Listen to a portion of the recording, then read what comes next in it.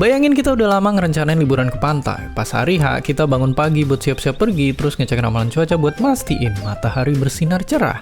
Tapi sampai di sana malah turun hujan deras. Oke, jadi kenapa ramalan cuaca itu masih suka salah? Padahal teknologi sekarang udah canggih-canggih.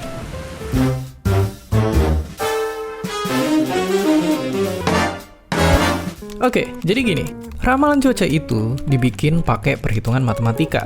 Nah, cara ngitung yang kita punya sekarang belum sepenuhnya akurat. Ini tuh gara-gara ada banyak banget faktor yang mempengaruhi cuaca.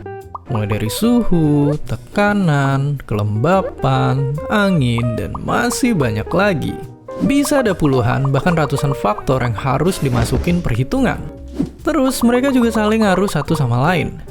Ibarat domino, satu aja gerak ketiup angin, semuanya ikut runtuh. Bahkan ada hal yang bikin perumpamaan kayak gini. Hal sekecil kepakan sayap kupu-kupu di suatu tempat bisa bikin badai di tempat lain yang jauh dari sana. Yang bikin makin ribet lagi, semua faktor tadi juga berubah-ubah terus. Ya, bayangin susunan kartu domino tadi ganti-ganti sepanjang waktu. Jadi makin gampang runtuh kalau ada sedikit aja ada yang berubah. Tapi mungkin kalian pernah sadar kalau ramalan cuaca dari sumber yang beda itu hasilnya juga beda. Kenapa bisa begitu? Oke, penyebabnya bisa macam-macam. Misalnya sumber data yang dipakai. Ada yang lebih bergantung sama data satelit yang bisa lebih akurat ngukur suhu. Ada juga yang ngambil data dari stasiun cuaca di darat yang lebih akurat perkiraan curah hujan. Terus perhitungan matematika yang dipakai buat ngeprediksi juga bisa beda. Ya, jadi emang nggak ada satu sumber yang paling akurat.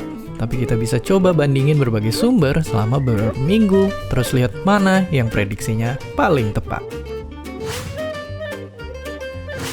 Sebenarnya, selain semua tadi, ada lagi satu hal yang mempengaruhi cuaca, yaitu krisis iklim, yang bikin cuaca makin ekstrim dan gak terduga. Makanya buat bikin ramalan cuaca lebih akurat, krisis iklim harus dimasukin perhitungan. Krisis iklim juga bisa ngehasilin efek domino.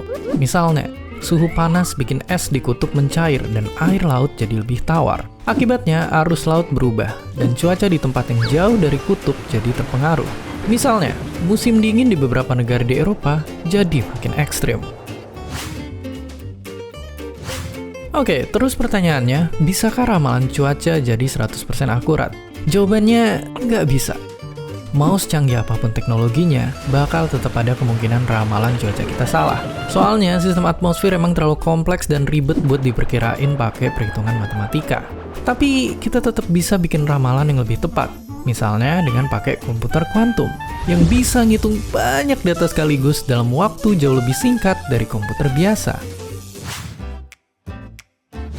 Ya, jadi itulah penyebab kenapa kita suka salah kostum padahal udah ngeliat ramalan cuaca. Tapi sebenarnya ada satu lagi penyebab kita suka salah kostum gara-gara ramalan cuaca, yakni kita sendiri.